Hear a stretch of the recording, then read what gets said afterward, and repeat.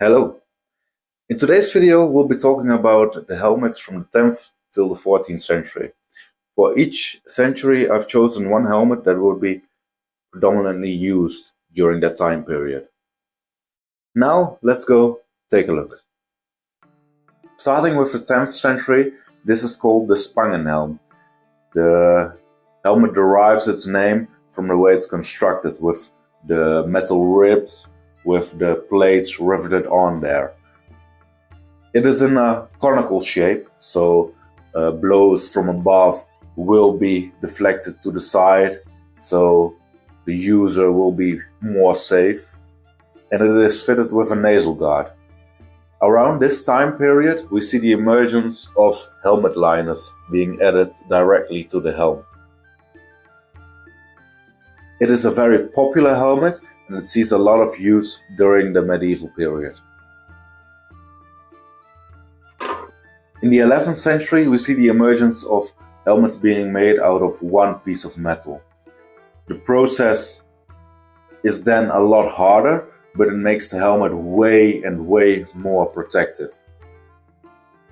This one is also in the conical shape for deflecting the blows from above, and fitted again with a nasal. I fitted this helmet with a male eventail for around the neck, and wearing this helmet you do have a lot of vision, but you also have a lot of protection. You feel very secure in this helmet. This one is also one of my favorites that I own.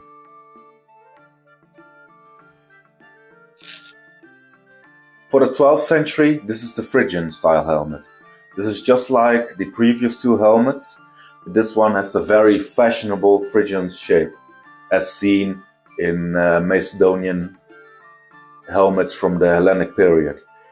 It's just a fashion item. Phrygian caps were also worn as far as back as the 11th century or even before. This one is very popular with especially Germans and Italians. In the 13th century, we see the emergence of the Pothelm. This is a helmet that is fitted with a faceplate and later on with also a backplate. It has this flat top, so attacks from the front by spear or lance are then better counted.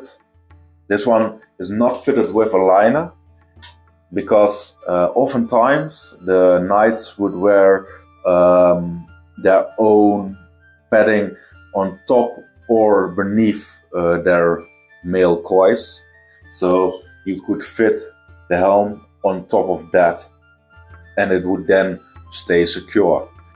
To a lot of people, this type of helmet symbolizes the Crusade period, and that also makes this helm a little bit more special to me because I'm very interested in that period, of course. Now we've come to the 14th century. In the 14th century, we see the bassinet being the most dominant helmet type.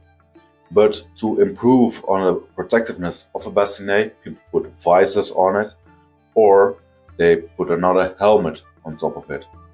And we see this type of helmet originating from the latter half of the 14th century.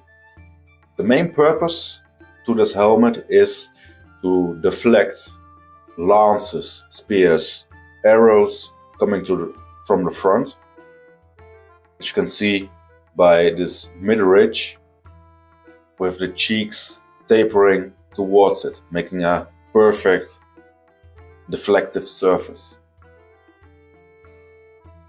And on top we've got this thing I call a half dome.